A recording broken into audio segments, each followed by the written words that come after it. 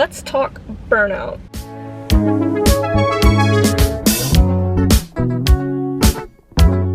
This video, I asked people on my Instagram what they wanted to see or for advice. So it was like relationships, friendships, and mental health. Mental health got the most votes, so that's why I did mental health.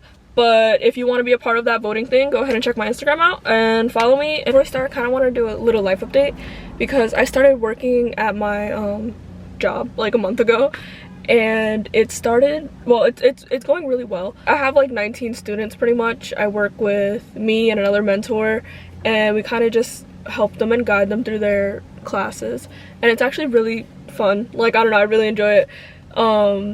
But the other day we were kind of having like a free day, and they were asking us a bunch of questions like you know, about us personally, and they asked us like what year we're in, or like, you know, and our majors and stuff like that. And I was telling them like, oh, like I graduated already, like I have a bachelor's in psychology, and they were like, oh my god, like that's so cool, and they were like so excited, and they were like so like happy, and it was like so interesting because yeah, I think it's cool. I'm so happy. I'm proud of myself. I'm so glad that I have a bachelor's in psychology, but I forget how cool that is. Like I forget how awesome that is.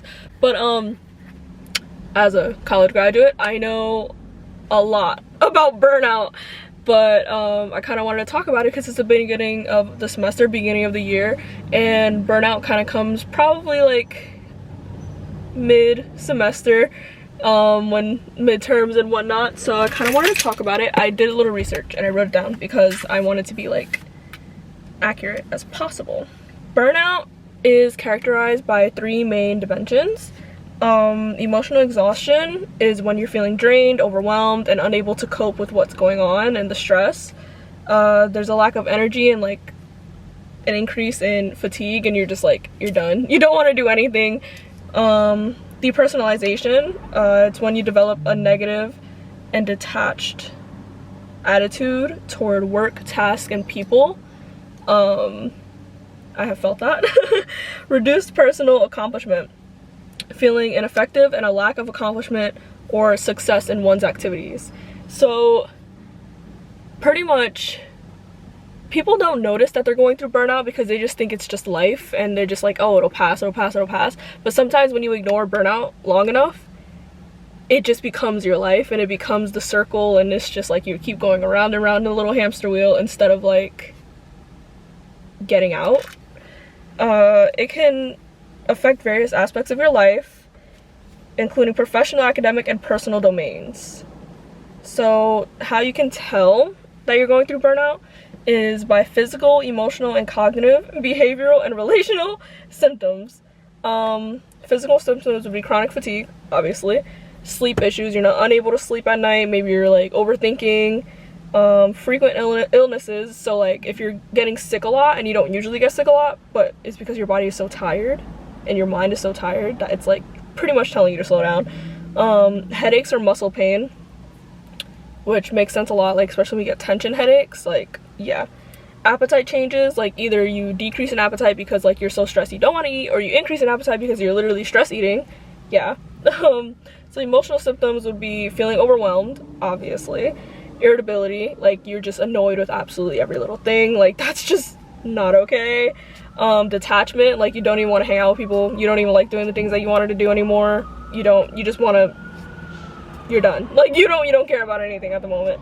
Loss of motivation, again, don't care about anything, you're just like whatever, if it gets done, it gets done kind of situation. And negativity, when you're having like a pessimistic outlook on everything, you're just like, everything sucks, everything is just awful, like I hate it, ugh, like ugh.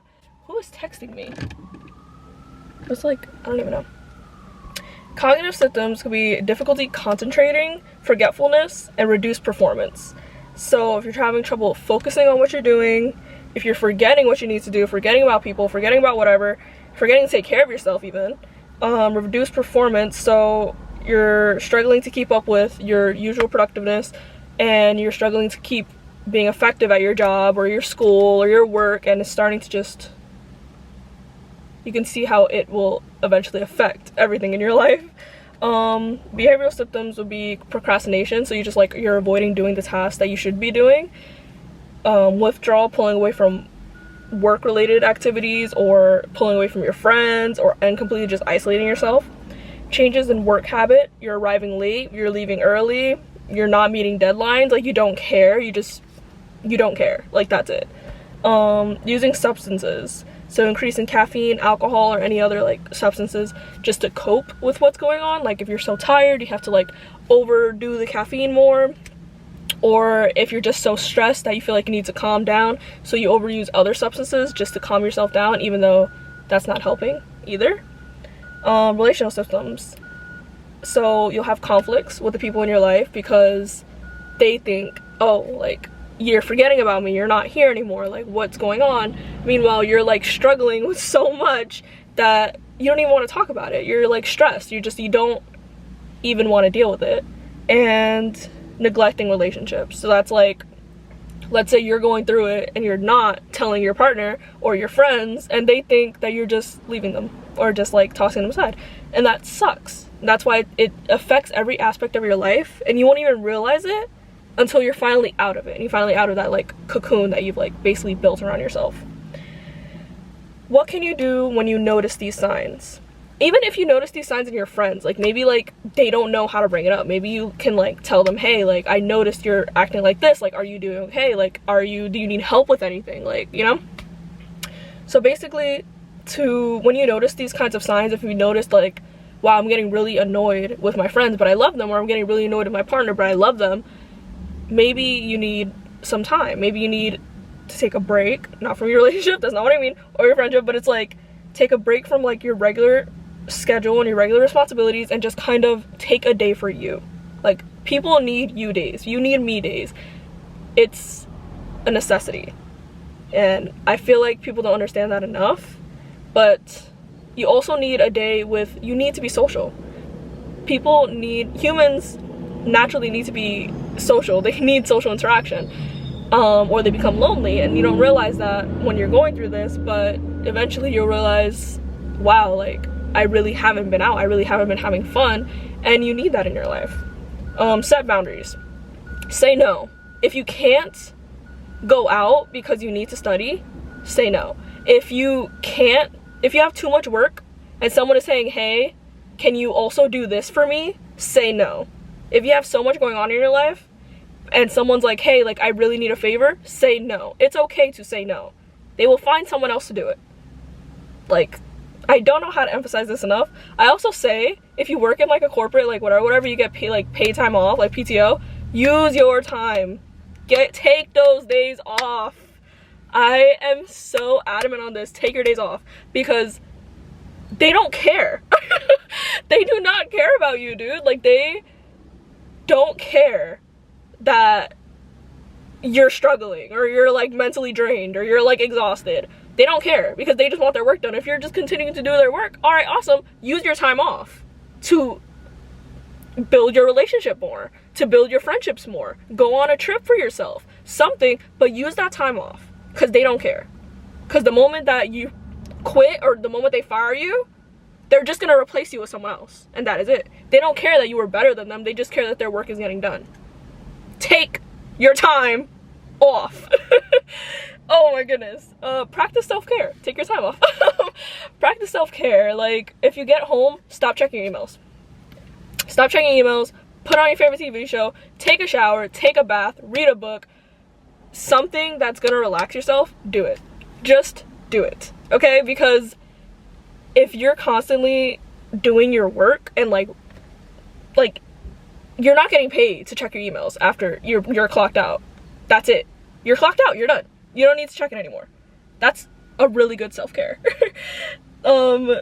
Engage with activities that can help you relax and recharge. You can also do exercise. Oh my god, exercise is so good for you. Even if you're so tired, exercise is so good for you. Like, even if you just like stretch a little bit because your body's so tired, it's so good for you. Like, it releases happy hormones when you like work out, and it's just so great. So please, like, if you want to do anything, it helps you feel better, it helps you look better, like you'll feel more confident. Like, exercise is an amazing hobby to just like pick up.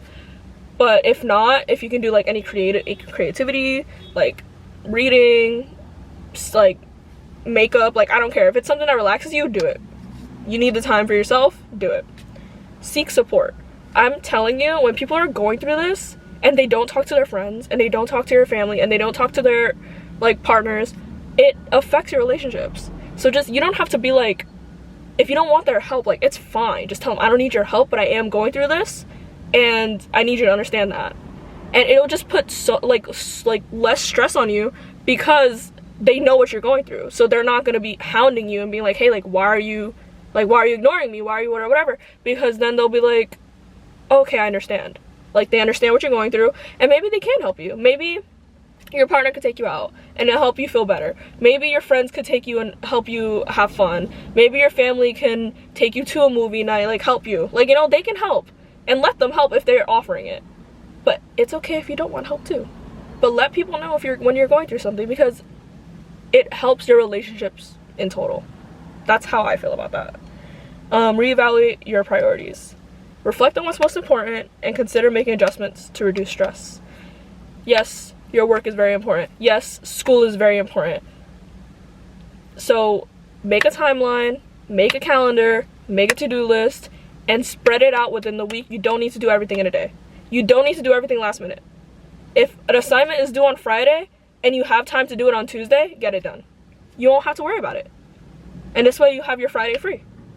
Like, it's just really about time management, and once people pick that up, you'll be solid. You'll be great. How to get out of the burnout stage. I feel like this kind of said it, but let's just see what it says. Recognizing burnout.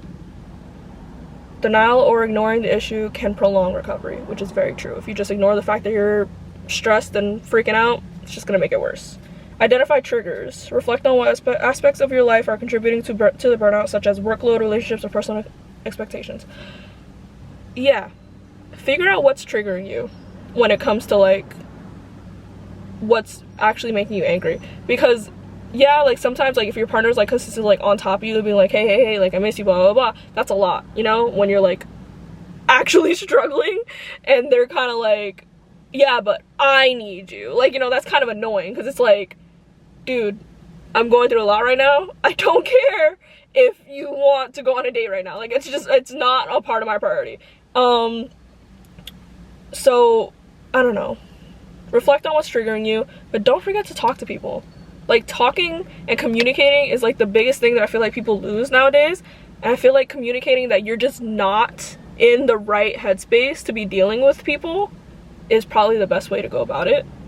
But, yeah, obviously take a break, disconnect, recharge, take off from work, off from school. I completely believe in mental health days. But that's just me. I know there's, like, a limit on days off that you can take per, like, semester or class or whatever. I'm taking 2 days of class. But I do believe in mental health days. If there's, like, I feel like 1 a month is not bad. Like, I feel like if you're struggling really bad and you're stressed like crazy and you need a day where you can just, like, go for a walk in the park or see, like, a friend, and you just need that day for yourself, I say you take it. Like, once a month, it won't kill you. I feel like that's how I feel. Oh yeah, mini breaks. Take breaks. I heard of people, like, working for like 50 minutes and then taking like 10 minutes to themselves and then working for 50, like, you know, that's how they do it. I think that's kind of effective, because then it's like 10 minutes where you could just, like, doom scroll if you want to. I say not to do that, but maybe just kind of, like, reflect on, like, what you're doing, but just without, like, being stressed about it, maybe. Set boundaries, obviously. Say no. Work-life balance. Work-life balance. Don't check emails when you get home. Don't check the numbers when you get home. Don't check anything when you get home, because guess what? You're home and you're clocked out, you're done. You don't need to do that. It's not your job anymore. Just chill.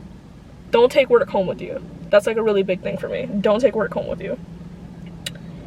Reevaluate priorities and goals. We already talked about that. Practice self-care. Seek support. Yep. Reconnect with purpose. Oh yes, reconnect with purpose. Why did you start going to college or high school? Like, no, you have to go to high school, but why did you start going to college? Or, like, why are you working at this job? Or, like, you know, because I wanted to drop out of college so many times, but then I remembered, no, like, I want my degree. I want a degree to my name, so I am going to continue going to college. And, like I said at the beginning, when I heard those kids kind of go, oh my god, that's so cool, you already graduated, like, da, da, da, that made me so happy. That is the reason I went to college. Like, it's not the reason, but like, it's, you know, I don't know, whatever.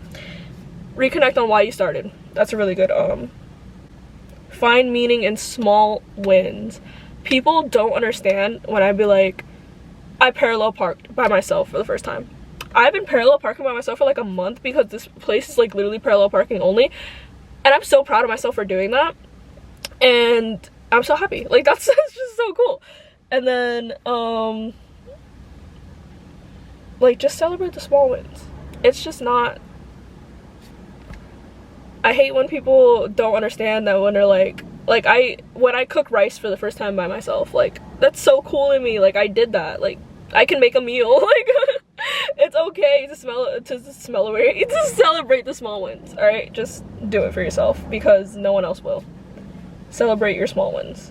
Be proud of yourself for the little things. Just because everyone's like, well, I can do that, or everyone can do that, like, it's not that big of a deal. It's a big deal to you because that's what you made an accomplishment. So celebrate your small wins. Delegate and ask for help. You will not catch me doing everything in a classroom.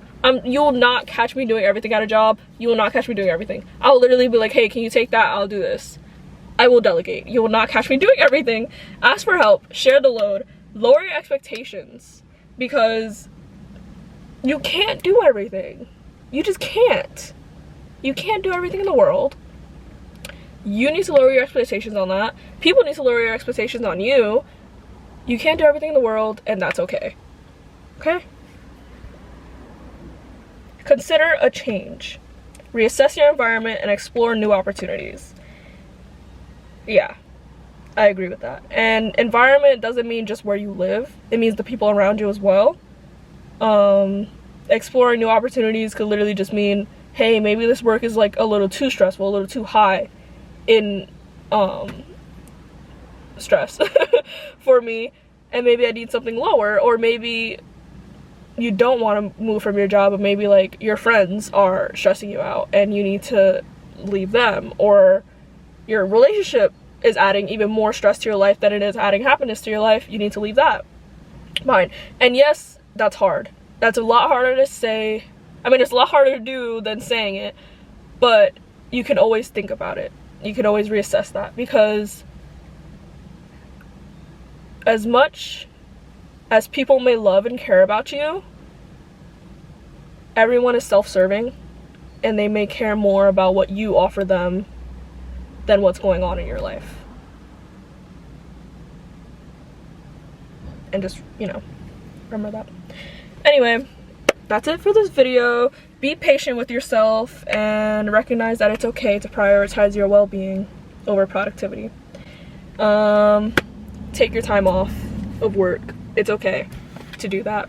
And yeah, I hope you enjoyed this video. Like, subscribe. See you in the next one.